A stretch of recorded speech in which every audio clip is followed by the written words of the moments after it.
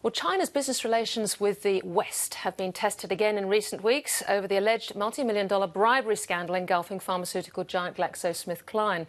While China is a land of great opportunity for business, the Glaxo case highlights the threats as well. There are now more than 40 Australians in Chinese jails, prompting a DFAT warning about the risks of commercial disputes. Neil Woolridge reports.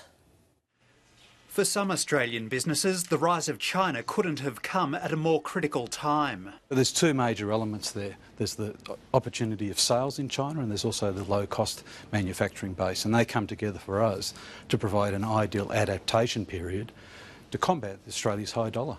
Compumetics, which makes diagnostic equipment for sleep disorders, has seen its sales in China grow by 30% in the past year, thanks to the burgeoning middle class. And while the China relationship is working well for them, that hasn't been the case for many Australian businesses over the years. About a third of the companies that we look into don't exist. Another third of the companies that we look into are not what they claim to be. If you go and want to just make money and have a quick kill in China, you're probably going to end up losing. One thing which we've found in Asia, but particularly in China as well, is that they will say yes. Yes, they can do it. What you need to be sure is that the infrastructure in place, that when they say yes, that they can actually make something happen. The Cooper brothers import hundreds of tractors a year from China and have had fruitful relations with Chinese businesses for 2 decades.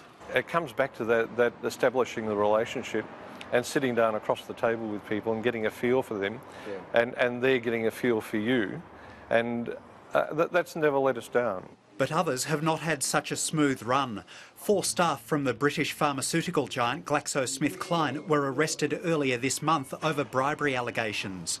And more than 40 Australians are in Chinese jails, at least 5 of them because of commercial disputes, prompting the Department of Foreign Affairs to recently issue a warning about the risks of doing business in China.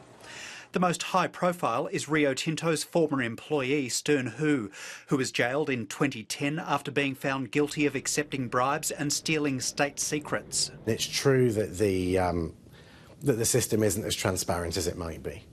But getting into trouble in the first place is something that you should avoid. And the way to avoid it is not to take shortcuts, not to think, oh, it's China, I'll get away with it. I think you need to play by the same rules that you play by in Australia. The last thing you want to do is to be playing by the Chinese rules when you don't understand it. Compumetics Dr. David Burton says that the key to success is to play by the book and establish strong relationships over a long period of time. We've had to really find the companies, and we've done that through the knowledge and integration in the region. We certainly haven't been able to do that through finding opportunities off the internet or the web, so to speak. It's been a long process, and it's been testing runs in small steps. In other words, there are no shortcuts to grab the riches that China offers.